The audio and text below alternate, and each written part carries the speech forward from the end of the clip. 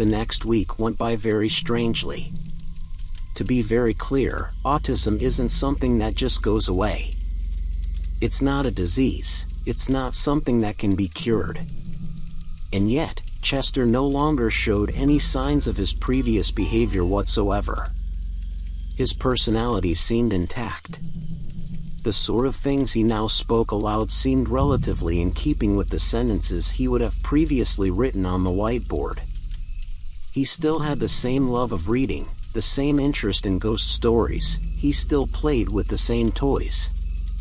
In all respects he was the exact same boy as before, simply now he was neurotypical. He didn't have to wear earplugs out in public anymore, and true to his word he never ran off when under stress. He didn't even flap his hands, he just kept them calmly at his sides. It was totally surreal. One day I was teaching him his lessons out in the woods, and he told me, "Mom, I think I want to go to regular school. I want to be with the other kids." I was completely taken aback.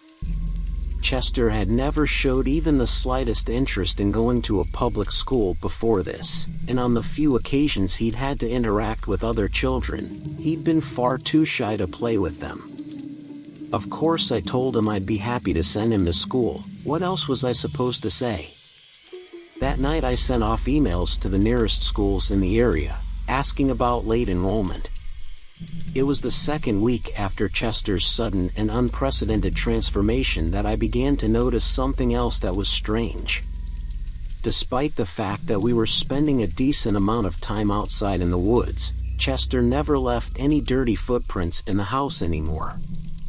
It wasn't that he had suddenly become more careful about taking his shoes off. He was still running inside with his sneakers on the same as he always had, but there was never any dirt or mud. I just assumed at the time he must have been wiping his shoes off while I wasn't looking, and in all honesty I didn't pay it much mind. It's only in retrospect, knowing what I do now, that this sticks out in my mind. He also didn't eat very much anymore. He didn't snack at all, and whenever I prepared him his meals, he only ate very small portions. He never showed any signs of weakness or that he was losing weight, so I didn't bother him about it. There would be no point in forcing him to eat more than he wanted to, but it did strike me as very odd. It wasn't until the incident with the mirror that I realized that it wasn't my son. I was looking for some books I'd packed away in cardboard boxes in the spare room. There wasn't a lot of space on the bookshelf in the living room, so I tended to switch out the books on a semi-regular basis for ones kept in the spare room, aside from a handful of mainstays. It was while I was doing so that Chester walked over to the doorway and asked me where I had put his toy robot. I looked up from what I was doing to answer him, when I caught something out of the corner of my eye, something deeply wrong. It was the old silver mirror, pointed towards the doorway. It wasn't reflecting my son. I turned to look closer, my words dying on my lips as I gazed at the figure in the mirror, the old terror I'd always felt looking into such things resurfacing suddenly and violently. The thing was dressed in Chester's clothes, but that was about the only real resemblance the thing bore to him. It was a crude marionette, carved from untreated and unpainted wood, clumps of bark still clinging to it in places. The mouth had a jaw like that of a ventriloquist dummy, albeit with crooked teeth made from sharp flints jammed into the wood. I saw bits of old food stuck to the teeth and mouth, remnants of meals I had cooked earlier in the day. The eyes were simple holes with bits of colored glass, like marbles, held within. It was suspended above the ground by an inch or two by thick brown twine, like the sort one would use to close a package in days before packing tape. I stared in stunned silence at the mirror before turning around, only to find Chester standing there, head cocked slightly in confusion. "Are you okay, Mom?" he asked, with concern in his voice. I turned once again to the mirror, seeing the horrible puppet thing once again. I wanted to vomit as I watched its jaw work up and down mockingly. "I'm sorry, I'll find it myself. I didn't mean to bother you," it said, before jerkily walking down the hallway to Chester's bedroom. That night I watched Chester carefully in the bathroom mirror when he brushed his teeth, but there didn't seem to be anything strange about him at all. He moved like a person, not a puppet, and when I gently squeezed his shoulder I felt flesh and bone underneath the fabric of his clothes, not hardwood and bark. I didn't sleep. Creepy as it may sound, I just sat in Chester's room and watched that thing lay in bed, snoring. It seemed to be asleep. I stayed there all night, just watching, until it woke up the next morning, asking me what I was doing. I didn't respond, and left without making breakfast. It's not like it would have needed it. I wasn't even sure where I was going at first. I was just driving to clear my head. I eventually realized I was en route to an antique store the next town over. I'd visited the store a few times before, looking for bits of furniture and the like immediately after moving. I didn't know why I was headed there now, but it felt almost as if I were being drawn there somehow. I pulled into the parking lot and left my car, pushing through the shop's door with the tinkling of a bell. I wasn't sure what I was looking for. I just wandered the store in a daze, looking around all the various bits of junk and knick-knacks with disinterest. The whole store reeked of musty books and wood polish, the smell lulling me into a sort of trance as I meandered among the shelves stacked with discarded history. Eventually, though, I found something that struck my eye.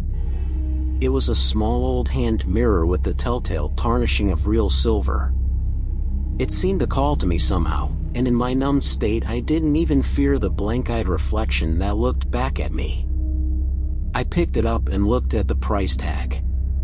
$50. More than it was worth, but not too unreasonable. I picked it up and brought it to the counter, paying in cash. The store's proprietor, a thin old woman with graying hair and enormous spectacles, chuckled at me as she rang me up.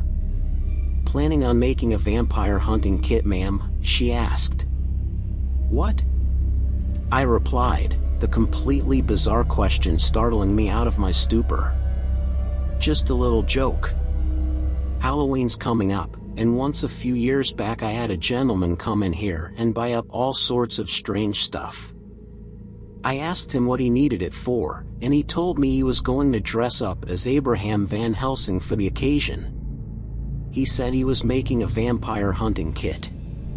One of the items he bought was an old hand mirror, rather like this one.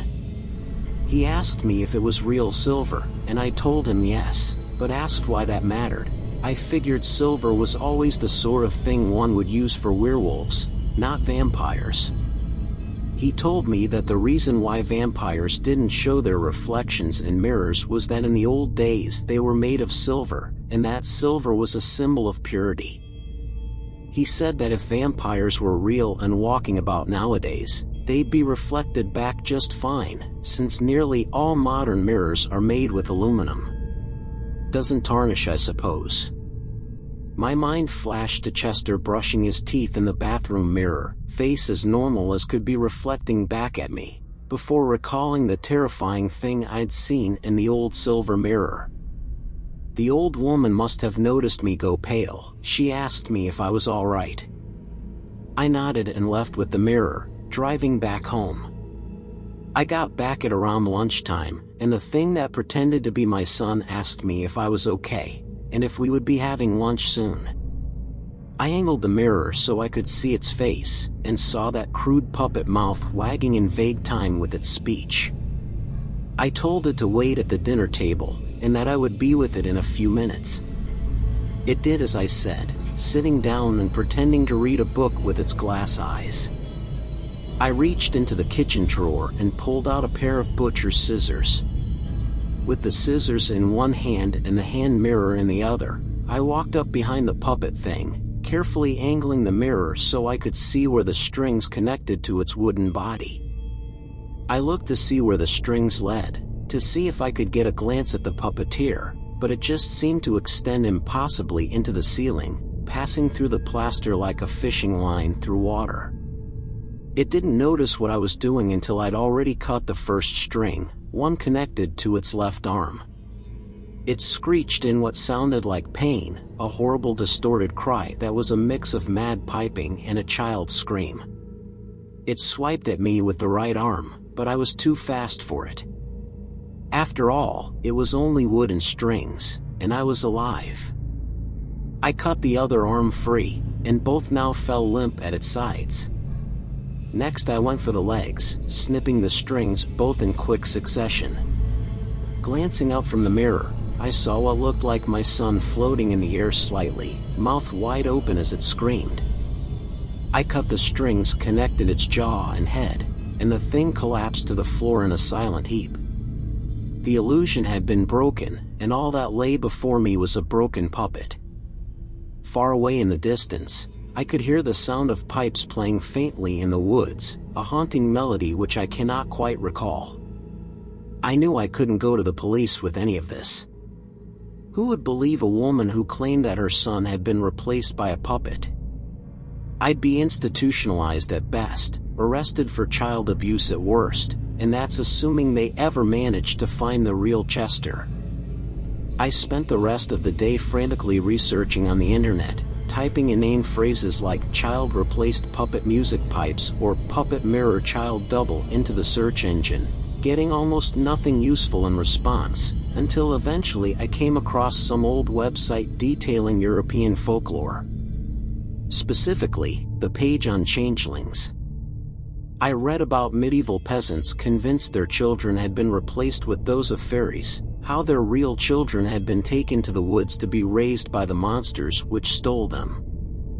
I read of the ways one could protect oneself from the so-called fair folk, of their hatred of iron. I remembered the wrought iron fence that surrounded the house, the conspicuous gap where a tree must have broken through as it fell. I've written this in case I don't come back. I've written this so that if I'm never found, they don't think I just performed a murder-suicide in the woods out of grief. I love my son dearly, and I am going to save him from the monsters that took him from me. I can hear the hideous music of their eldritch pipes drifting through the trees, mocking me. I'm taking one of the broken iron posts with me. The tip is sharp as a spear.